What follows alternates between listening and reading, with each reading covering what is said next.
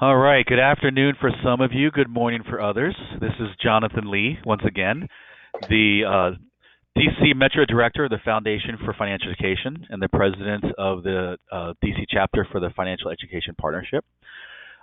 This is going to be another very special webinar that we have for you today. I know I've got a little bit of a Social Security picture on the screen right now. In case you guys had missed our last webinar on Social Security, we're going to be doing periodic replays on these, just so you guys know. A lot of you have asked, can we see your webinar again, because maybe you're not available during the day. So we're going to replay these on both the evenings and the weekends, so that those of you who are not able to attend all of them will be able to watch these and get the benefit that everybody else had. So this is, I think, our fourth one in the series. This is going to be not a replay of the one, the stock market crashes for dummies, that I did a few weeks ago, but it's going to be sort of a retooling of it.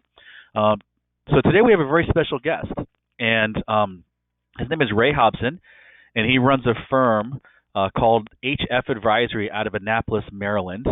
And Ray is he was actually voted, which was a very prestigious award, voted by the community as the Financial Advisor of the Year for Annapolis.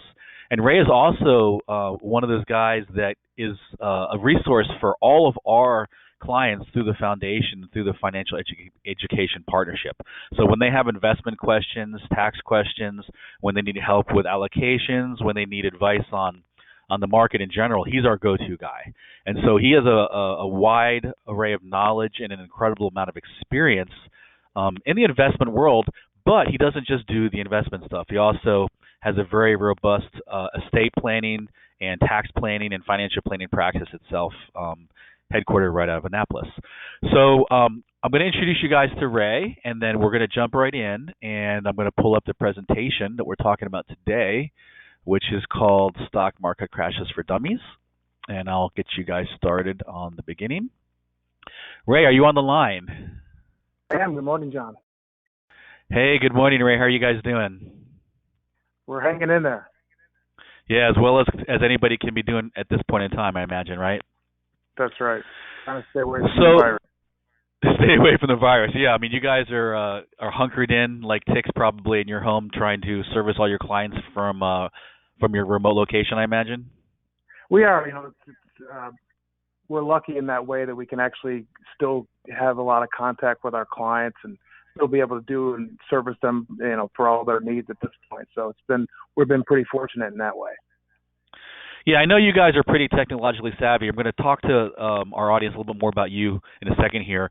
I did want to mention to everybody listening today, we have started a new GoFundMe campaign, and I'm not begging you guys for money or donations, because we typically don't, as a nonprofit, we don't typically get donations from individuals that consult with us. Our whole mantra is we want to be able to make educational resources available to the public without any barriers of fees or without cost, and we want to continue doing that.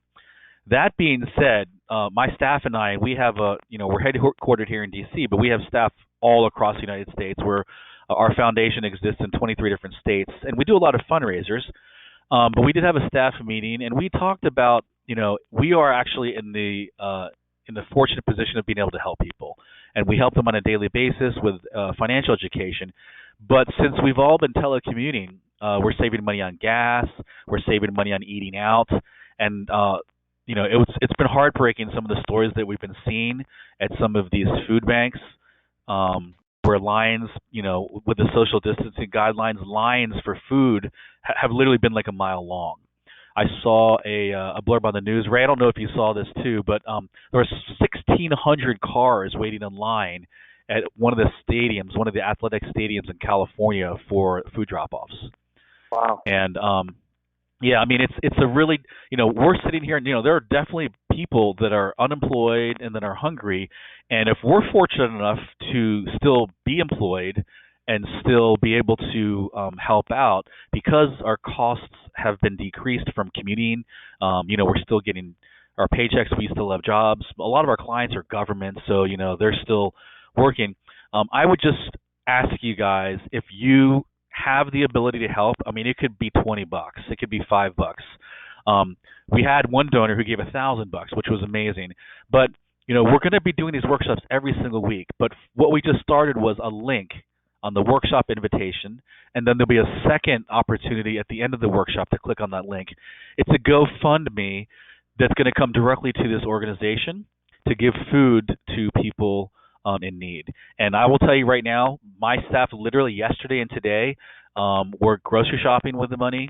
They're packing up the cars. They're putting in individual bags so that we have a holiday weekend this weekend, so that people aren't going to be wondering about where they're going to get food for the holiday weekend. And I think it's a really important thing to do. If you are in a position to help, please click on the link. Please give whatever you can. And no money that you give is going anywhere except directly to buy food. And my entire staff, and our entire staff, including Ray for that matter, is 100% volunteer. And so we have volunteers that are going to be packing food, handing out food, knocking on doors, dropping off Easter baskets for this weekend. So hopefully you guys can do something and to help our cause, and we're going to be doing this every week until this crisis is over. So the weekends, I think, are the most difficult time for people to find food. So if we can get them some food on a Friday or Saturday and feed them through the weekends, I think that would be really, really important. So that's what we're going to try to do, and I just kind of ask you guys if you contribute. That would be amazing. All right, so let's go ahead and start getting into the content. Ray, do you mind just telling people just a quick blurb about yourself? I know we're friends now, and you've done some tremendous work for our clients in the tax, estate planning, and investment arena. But can you tell people just a quick blurb about your background, and maybe even share just a little bit about your philosophy about investing with the people that are listening today? Sure. I've been in this business, John, for about 27 years or so. Originally started up in the Buffalo, New York area. And we really kind of take a holistic approach when we talk about investing and helping people with planning. When it comes down to investing, I know that's really kind of what we're going to talk about today. Is we focus in on what the individual goals for people and what their time frames are. That really becomes important when you start taking a look at volatility like we have today. Is what are your time frames for money, and what's important about money to you? What are you trying to accomplish? So that's really the approach that we take. We look at, from a holistic standpoint, what money are we looking at, whether it's qualified, non-qualified, and really take an overall view. And so I'm going to be asking you, Ray, to chime in a little bit later with some of your expertise on a lot of these issues. But as we share our philosophies with people that are listening, the stock market is very confusing for people. And one of the things that I've really realized over my last 25 years, you got a couple of years on me, but over the last 25 years, I've realized that the stock market is not logical. We were raised on things like price to earnings ratios, and we were raised on doing analysis and research. And quite honestly, not just the last 3 months, but the last 15 years has been unprecedented. The amount of volatility, the increases, the decreases that we've seen over the last actually 15 to 20 years has been unprecedented. There's no real cycle. There's no real pattern. It's not based upon these quarterly earnings reports anymore. It's based upon all these other factors that I think we're going to try to dig into a little bit deeper today. So I'm going to go ahead and just jump right in, all right? And we're going to put on the normal disclaimer that we have about how everything we're talking about today is really based upon giving educational information. All of the information today is also available through your own research. You can find it on the web. There's no proprietary secret sauce that we're going to be sharing with you guys today. And if you do want to seek out any individual counseling with somebody like Ray, who is licensed as a professional, or anybody in your jurisdiction, we strongly recommend for you guys to do that. Okay, so you guys can take a look at the disclaimer some more, and I'm going to go ahead and just jump into the presentation. So thank you guys, everybody, for being with us today. One of the things, Ray, I know you guys have children, and I've got a son with an underlying medical condition. I know you've got a daughter with an underlying medical condition. How important is it right now? This has nothing to do with the stock market, Ray. How important is it right now to make sure that people just continue following the rules of what's going on out there? Yeah, social distancing is a real thing, right? I mean, it's really been the thing that's helped slow down the increase of this coronavirus, and it's really been helpful. And you see places like in New York where they've implemented the social distancing and people staying in the house and just not going out for any reason. It really has been so helpful in keeping everything down and keeping things for the most part under control. So they think. And I think the most important thing now is not to give up, not to let up. So just because things may start to be getting a little bit better, we're going to be keeping this up for some additional amount of time. So, I know everybody's hair is starting to grow. Your hair is starting to grow out. Go ahead, Ray. Yeah, that's the concern, right? Is that people get complacent, right? They say, oh, well, it's been working and it seems to be leveling off a little bit. And now the weather starts to break a bit and people start to say, hey, let's get back out there and do that. It really is important that people continue on with the social distancing and, wearing the masks when you go out in public and that kind of thing so that we can get rid of this thing and kind of move on from here. Yeah, we gotta get back to whatever the new normal is going to end up being. We got to get back to it as quickly as we can and as healthily as we can. All right, so let's talk a little bit about market corrections in general. I think a lot of people think, oh my gosh, the market's going down, the market's crashing, the market's correcting. They think this is like a really horrible negative situation, but that's not necessarily the case, Ray, is it? Sometimes these market corrections can be healthy, and we actually need these for long-term sustained growth, don't we? Yeah, absolutely. I mean, things don't go in a direct line, right? When you talk about the market and wanting to be in the market, you're going to have ups and downs. You're always going to have ups and downs. And if you can take a look from the beginning of the market and notice that, it doesn't grow in a straight line. We've been very fortunate the past 10 years or so where we've just had an unprecedented bull run. But if you take a look at, where the overall growth has been, the market has really performed quite well. But with that said, understanding that you're going to always have these downturns. If you take a look at what's happened in the past week, right? The market had dropped about 30% or so, and then we've popped back up about 20% in the last week or so, these are unprecedented times, and a lot of them don't make sense to most people, and people are trying to say, well, why is this happening? What is going on? A lot of it has to do with fear, right? And we've talked about that, John, you and I before, that we people definitely have. Are irrational in their thinking sometimes. And there's a lot of emotion that's happening right now, and it's not based upon the fundamental, strategies that a lot of people were taught to learn about when it comes to, like I said, understanding and researching corporations to invest in, looking at long-term outlooks. A lot of stuff goes out the window when somebody says, oh my gosh, we're in a lockdown, people are losing their jobs. So I think you're right. I think fear is the number one driver of the market right now. Can you tell people out there, though, if you could explain to them, what is the difference between a market correction and maybe a market or a bear market? Yeah, well, so I mean, recession. When you take a look, are you talking about a recession, John? Or are you talking about market correction? Yeah, just corrections, recessions, and bear markets. How do people sort through some of this terminology? What does it actually mean?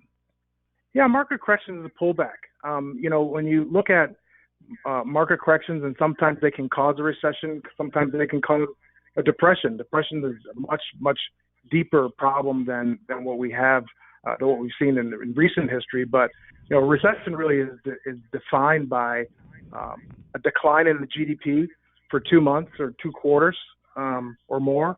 That's typically what a recession is. And when you're looking at a depression, where I've heard that term being thrown around quite a bit now in the news. A depression is a decrease in GDP of 10% in an entire year.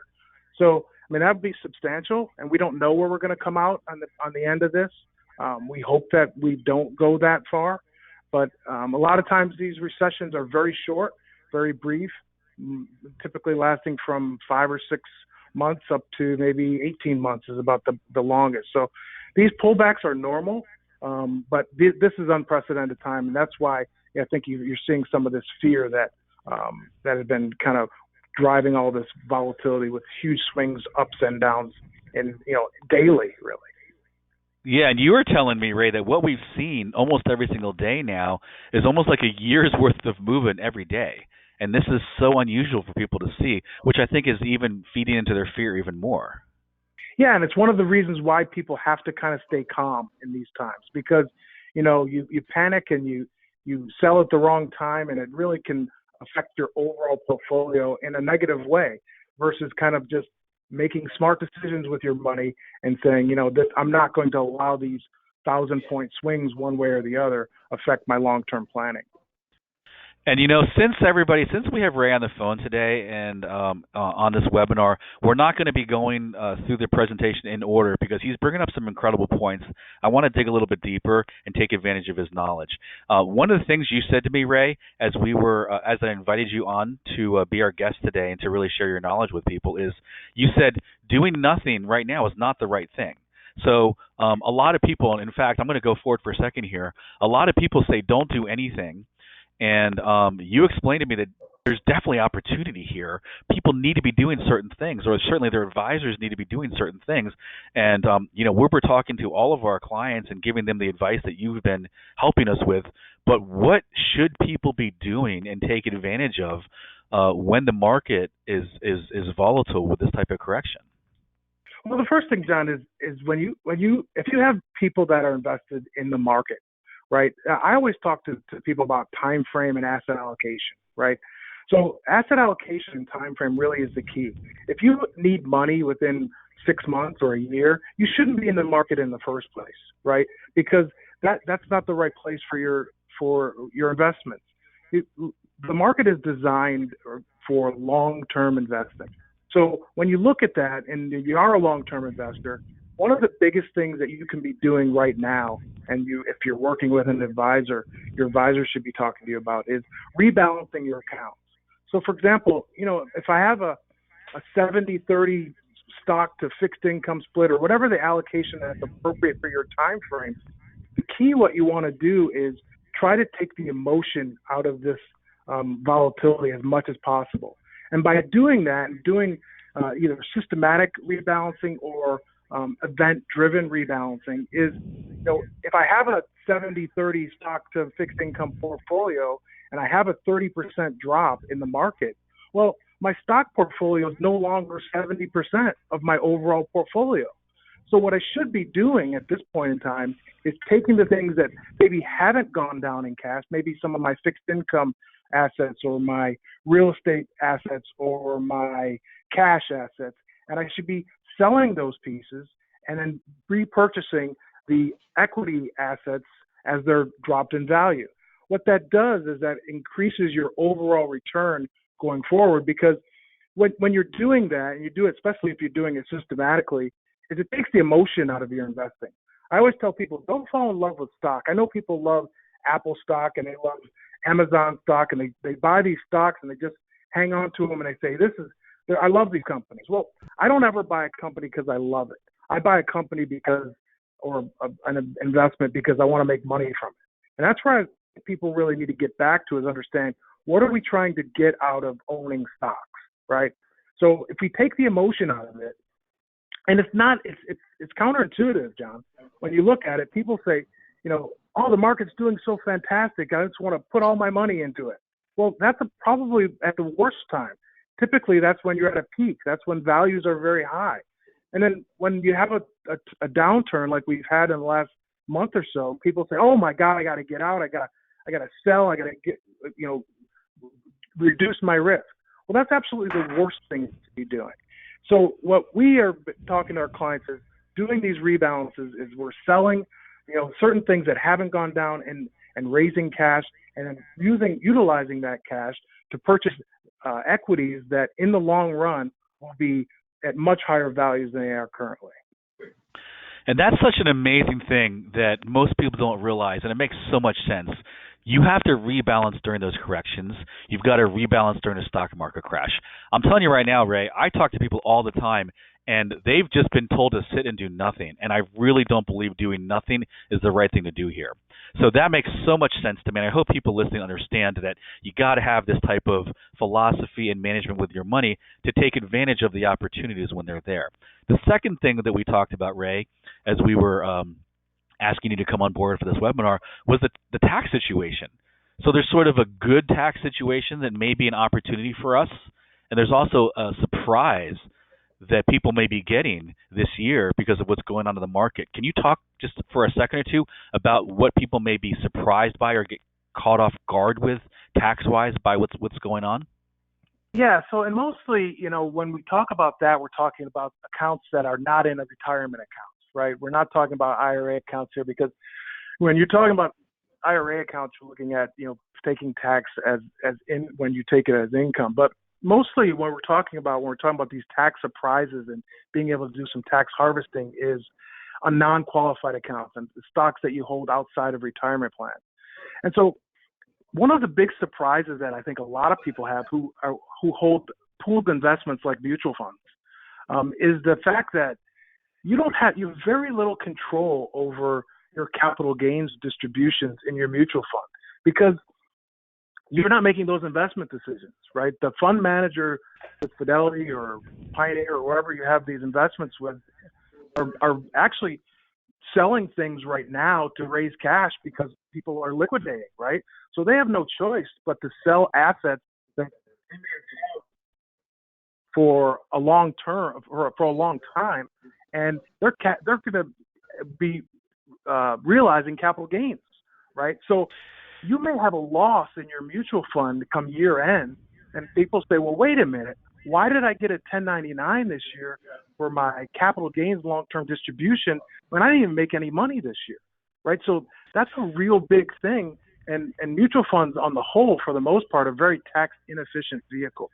So a lot of the times what we do is we will use different investments such as individual stocks or even sometimes ETFs because you can control the taxes much better in that way versus holding your assets in mutual funds. Can you tell somebody the difference, Ray? Though, so what is an ETF? What does ETF stand for? Yeah, sorry about that. So it's an ETF. It stands for what's called an exchange traded fund. And exchange traded funds trade different from a mutual fund, whereas they trade throughout the day.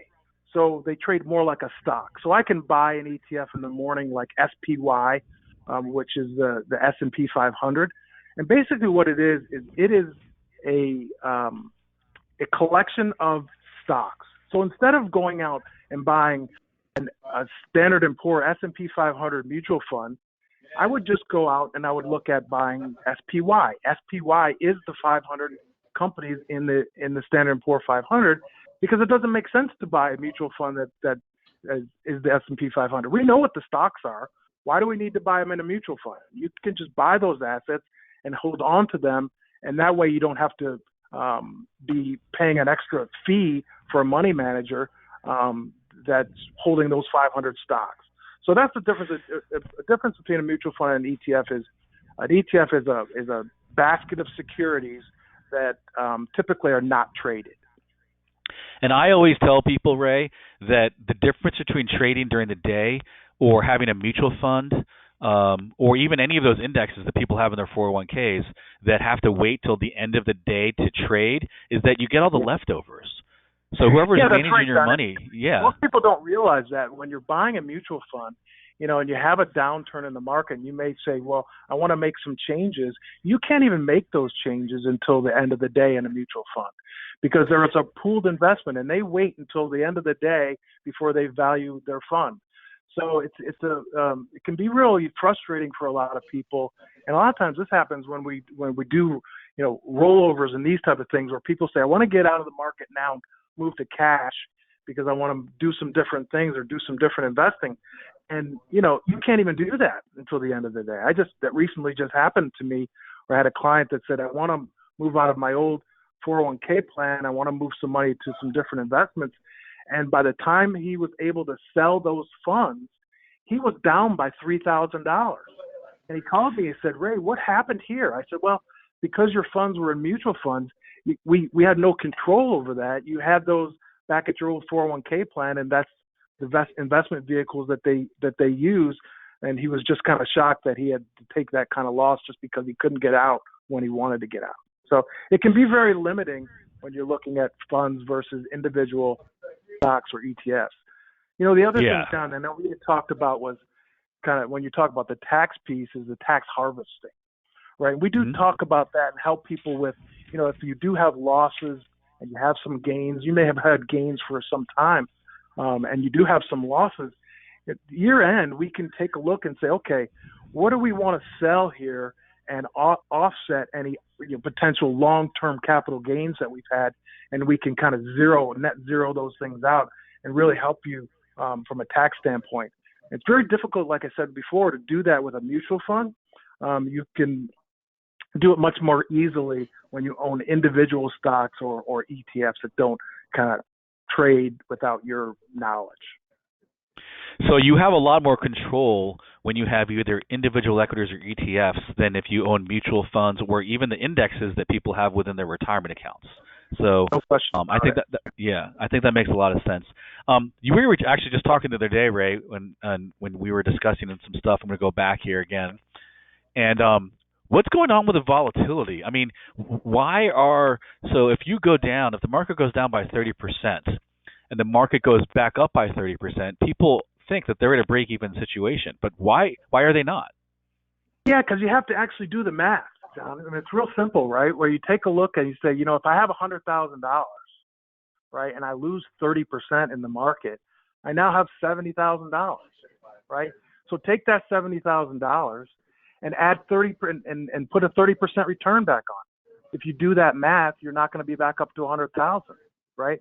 So in actuality, the way the math works is it becomes more important not to lose money in a market in a downturn than it is to try to chase really big gains.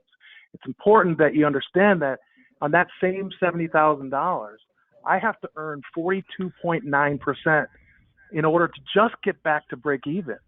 So it underlies the importance of not losing money when the market has these kind of volatilities and making sure that your portfolios are diversified enough so that you don't have those downturns.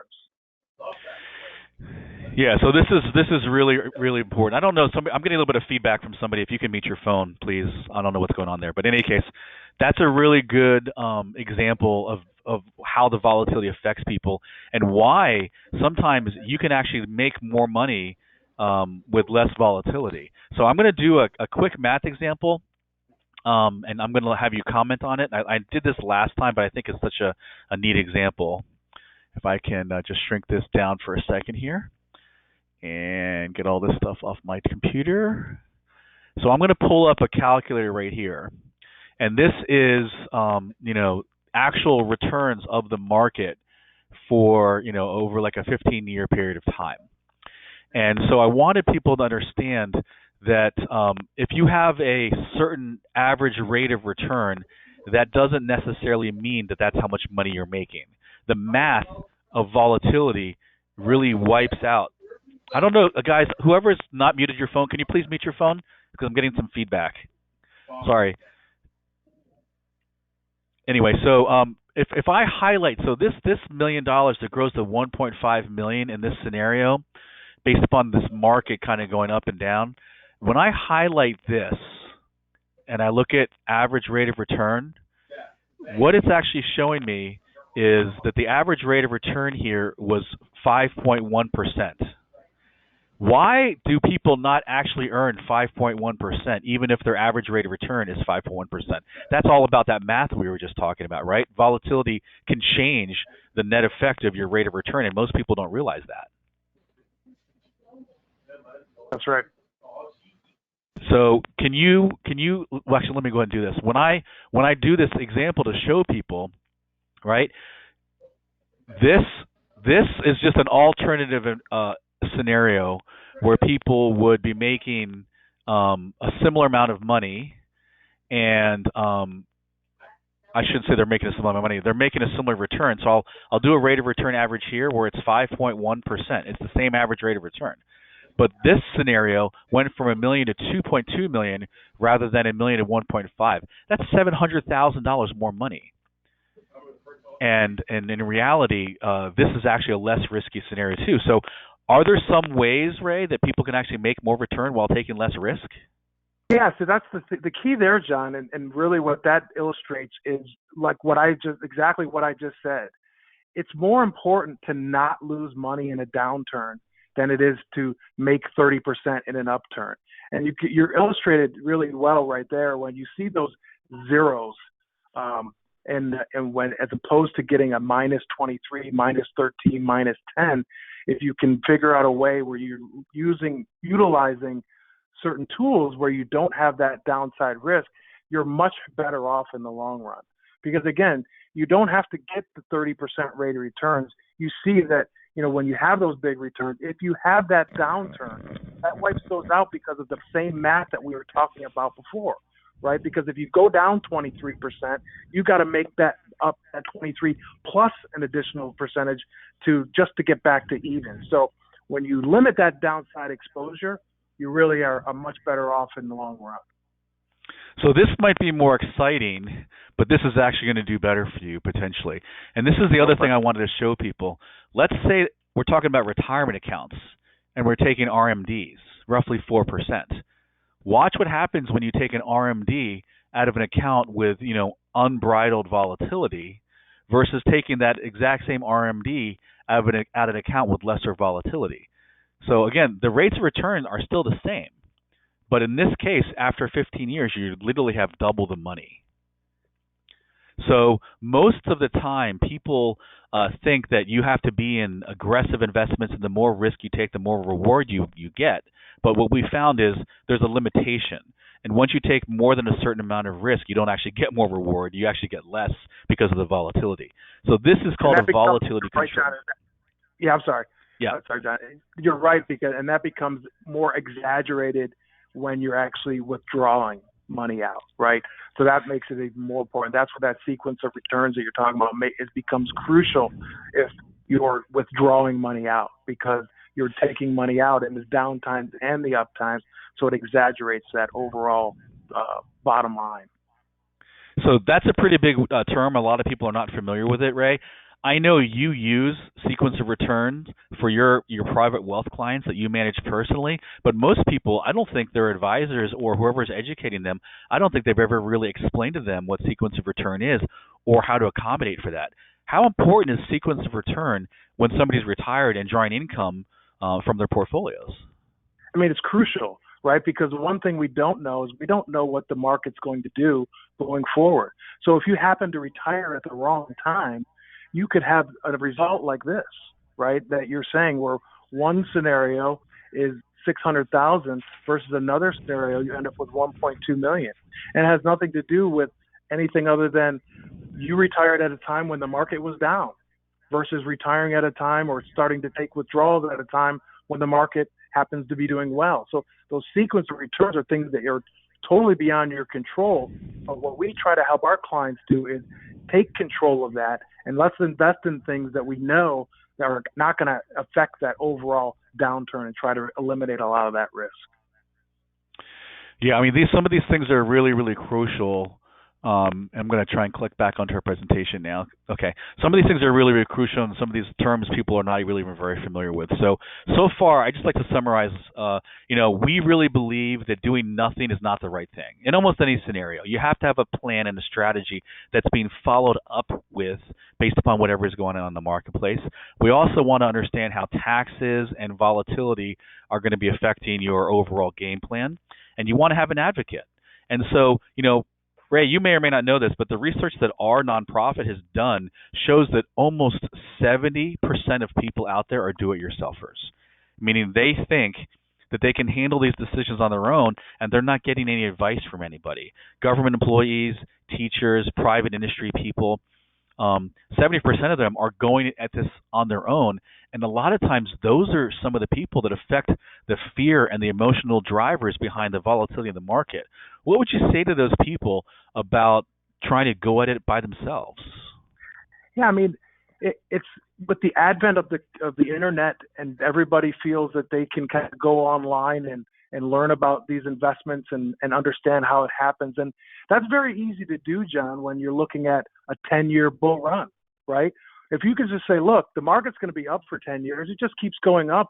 Anybody can do this. It's a piece of cake. I don't need to hire anybody to help me with that. The problem is it doesn't always look like that, right? And so the problem, now you have a situation where you have a really severe downturn in the market and people are going to be hurt. And that's really where what I look at and I say, look, here's the thing. I'm not a doctor, right? I wouldn't try to do brain surgery on myself if I needed help, right? I'm going to go out and that's pretty graphic, right? Yeah, I mean, it's one of those things that, people think that they can just, get a computer model and just say, well, I just can do whatever, this computer tells me to do.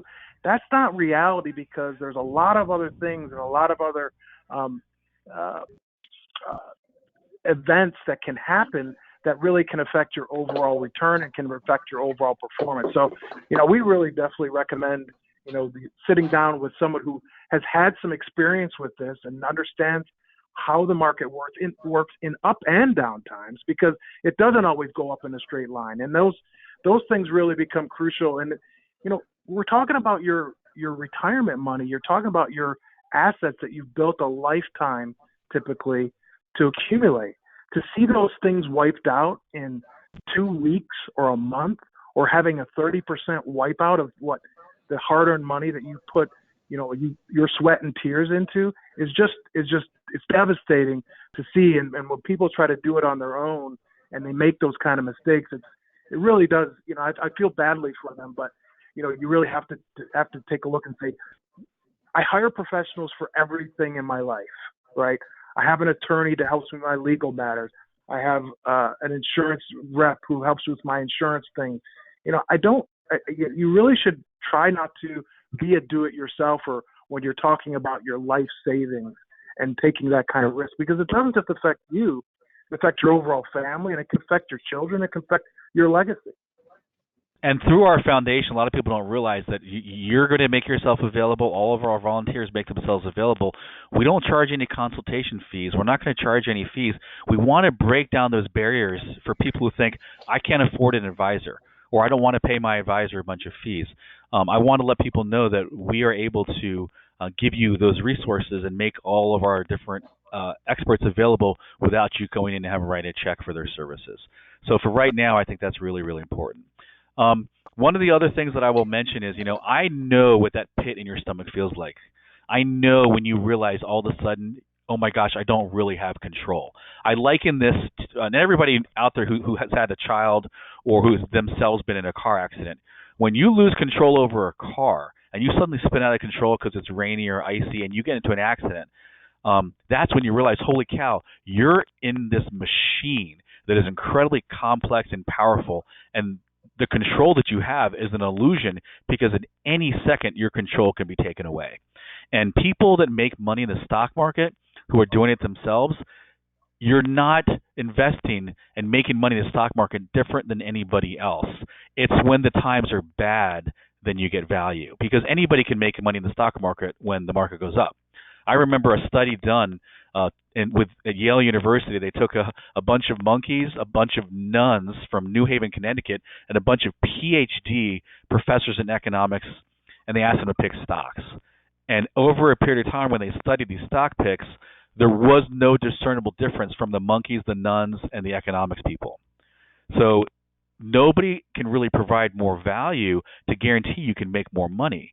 The value is making sure you don't lose and making sure you take advantage of the environment that you're in, whether it's tax harvesting, whether it's rebalancing, whether it's distribution strategies, estate strategies. That's where the value comes from, and I just wanted to make sure that everybody sort of understood that. So let's go ahead and, this is a great conversation. We're going to have to speed it up just a little bit here, so I'm going to go through some of this stuff with you guys too. Dollar cost averaging, obviously everybody knows if you can, you should be adding to things while markets are volatile. You shouldn't really have an account that's invested in the stock market unless you have other things that you have to go along with it. So as Ray was saying, if you have cash accounts or bond accounts or fixed income accounts, you should be putting more money into the stock accounts as the market is shifting and potentially losing value. The tax harvesting strategies, Ray sort of already alluded to. These are not simple things, guys. And by the way, CPAs, I don't know, this is maybe an unfair question, Ray, but out of all the clients that you've dealt with, and I can give you my opinion and my experience, but when was the last time one of your clients said to you, hey, my CPA told me that he wanted me to help or me to come to you to talk about implementing this tax harvesting strategy? Yeah, I'm probably zero. Probably never, right? Yeah. Tax people are meant to prepare taxes, but they're not actually developing strategies. So, are you being proactive with your advisor? Is your advisor helping you with the tax stuff? Because I know that stuff that you and I, Ray, we do the tax stuff every day, almost no matter what's going on out there. Yeah, one of the things that I always tell people is that, when you have a different advisors, whether it be attorneys or CPAs or investment advisors, financial planners, what you want to make sure that is all those people are talking to each other, right? And having like you said before, an advocate for you. And I do this I have several CPAs that we work with, but I have conversations with the CPAs and talk to them about, these are the type of strategies I'd like to implement for this client. What do you think about this? How will this affect their taxes, and what are your opinions on that? So it's important to collaborate with other advisors to make sure that you're getting the best result for the client and the bottom line. And I'm glad you said that, because a lot of people that I've dealt with out there that do financial advising, they don't want to talk to people's other they don't want to talk to other people's advisors, their attorneys, their accountants, their tax people, whoever it is, because they're maybe a little bit protective of the investment accounts. But I think we go out of our way, especially I know you do, right? You go out of your way to collaborate and be part of this sort of overall team for your clients, because if they're not getting coordination from their team, they're definitely missing out on opportunities, I would imagine. And no question. Next week, I think that's crucial to financial success. And just like you have this on the screen, this Roth conversion, that's one of those areas this year that is going to be pretty important that people take a look at. And so why are Roth conversions so important this year, Ray? Well, there's a couple of reasons, John.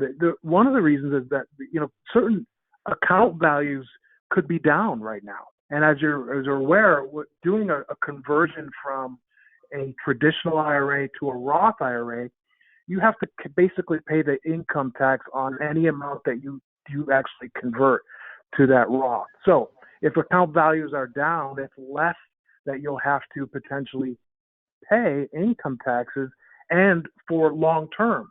Because, John, I know you're probably going to talk a little bit about the Secure Act, but the Secure Act has really made that one of those things, making Roth conversions a much more attractive thing, not only for families now, but for beneficiaries going forward. Because a lot of my clients, John, that do have traditional IRAs, typically aren't going to use all of that IRA during their lifetime. And so what happens is they end up deferring most of that money and taking only what's called their required minimum distribution. Well, with the new act, the Secure Act, what's happening is the beneficiary IRA, as we know it, has effectively gone away for most people, other than spouses, but leaving taxable money to your heirs instead of them being able to roll that money into an account or beneficiary IRA for themselves and continue to have that tax deferral over their lifetimes, is gone. So now the government has come in, and through the Secure Act has basically said that all IRA money that is left to heirs becomes taxable within 10 years. So they have to distribute those accounts out within a 10-year period. That's a huge change, and that's a huge tax that people are going to be paying, and maybe not the person who originally accumulated the IRA, but for the beneficiaries of those people. So we've talked to a lot of people this year about doing Roth conversions and basically cleaning out the tax now. Because as you know, John, with everything that's going on and what the Fed is doing and the amount of money that the government is pumping into this economy to keep everything afloat during this down time, what's going to happen is higher taxes are inevitable, right? I don't know it doesn't matter what political party you affiliate with. It doesn't really make a difference. You're not going to be able to sustain this type of spending from the government without raising taxes on people, not necessarily now, but going forward. So we're in a very low tax situation right now. So those Roth conversions become much more attractive when you're paying taxes on lower amounts versus higher amounts sometime in the future. So next week, you guys will all be invited to a workshop webinar that we're doing specifically just on Roth conversions, because there's so many opportunities that people need to take advantage of. But I think you had told me, Ray, that hey, Roth conversions are on sale right now, so now's the time to do them, and I think that's awesome. And then the second part of that was, if we think taxes are going to go up, Why on earth would you not do a Roth conversion now and allow that future tax increase not to affect your retirement accounts? We call it the we're Greek looking at it tragedy. as more Yeah, family tax rates, John, now than individual tax rates, right? Saying when is it, who's better to pay the tax on this? Should I pay the tax if I'm retired and I don't have any other income? Should I pay the tax right. now, or should I defer that to my children at some point down the line, who may be in the peak of their earning years when they have to now do this 10 pay of my IRA? So we look at it more as almost a family tax rate. Where does it make sense to put to pay out these, or somebody to pay these taxes? Yeah, I like that. I like that family tax rate idea. I remember, Ray, one of my clients just told me recently, the light bulb kind of went off in his head, and he said, "Oh my gosh, by the time my kids," this was a 68-year-old client, he said, "by the time my kids inherit my retirement accounts, they're going to be my age, and so who knows what the taxes are going to be? So why on earth would you allow that to happen?"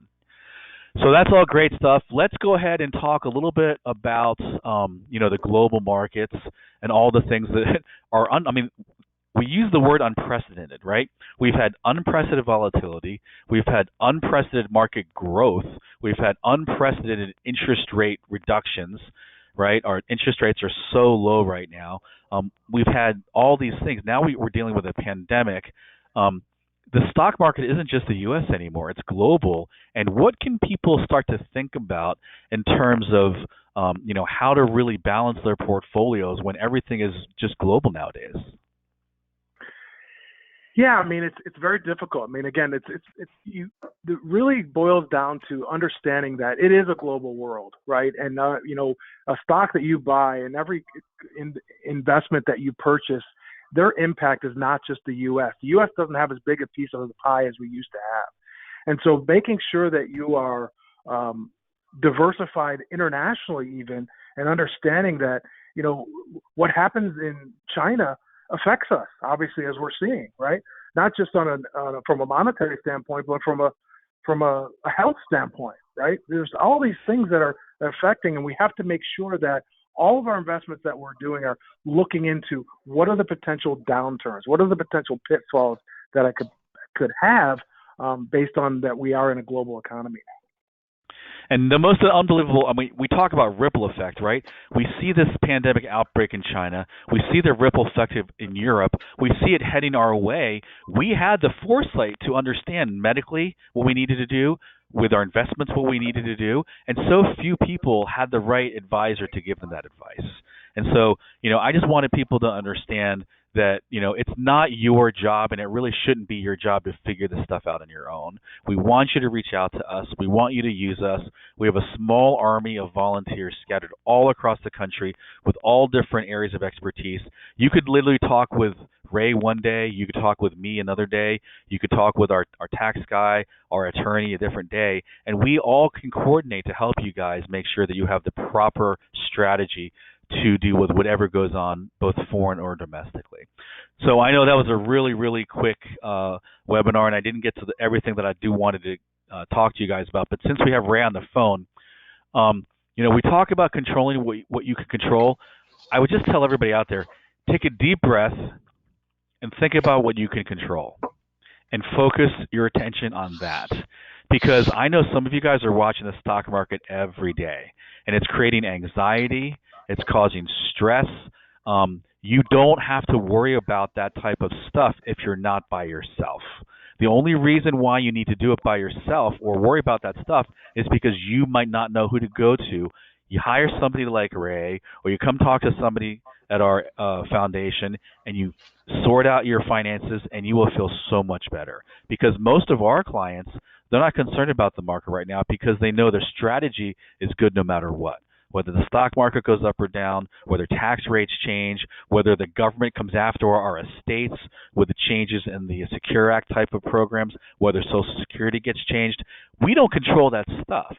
We can only control what is in front of us to have influence on. We can control taxes, we can control fees, we can control risk and volatility, we can control who we spend time with, both personally and professionally.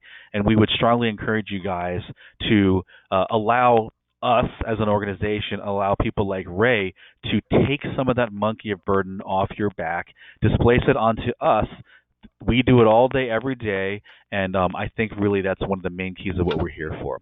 Ray, do you have anything else that you wanted to add to that whole idea of helping people focus and reduce their level of uncertainty in their life by allowing people like us to come in and be part of their overall team and game plan?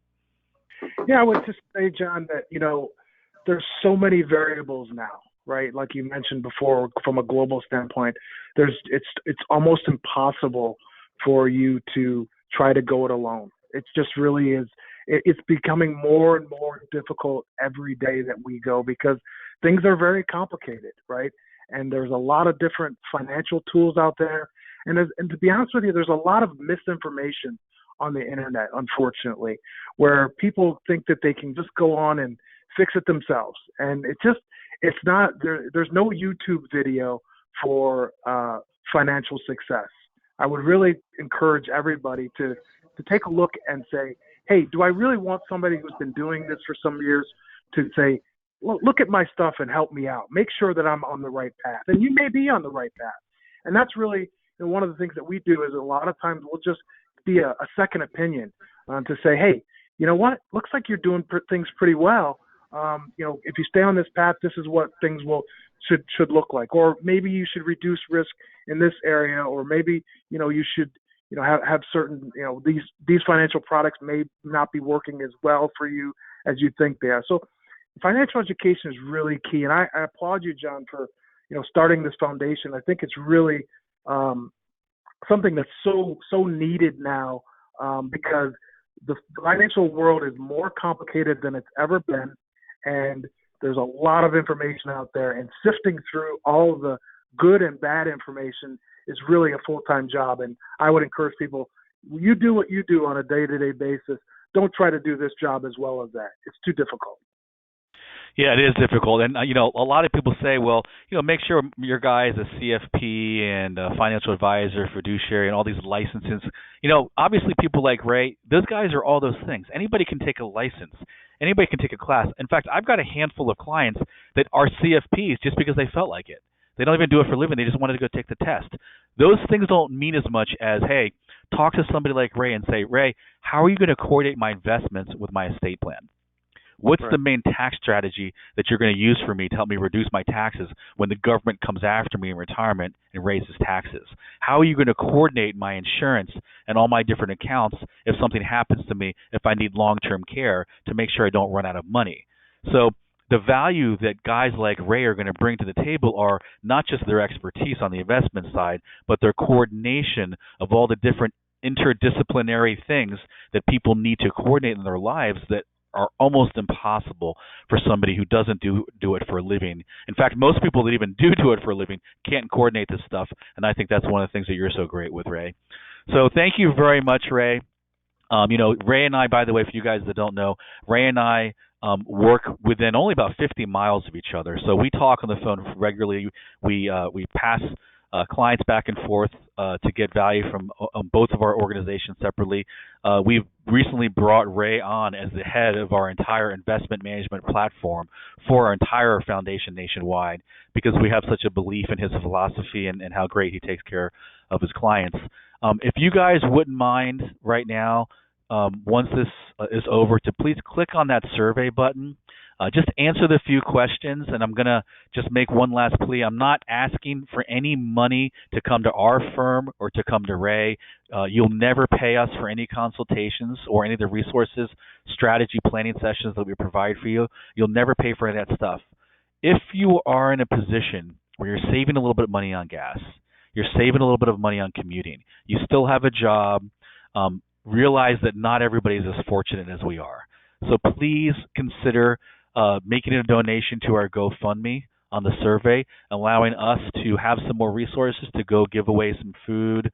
And this weekend we're going to be passing out Easter baskets and things like that to some needy children. We want to do as much of that as we can, quite frankly, because we should. We're in a position to help, and if you are in a position to help, you should. And you don't have to give a ton of money. Just give what you can. And I don't always love giving money, Ray, to organizations because I don't know what they're doing with it.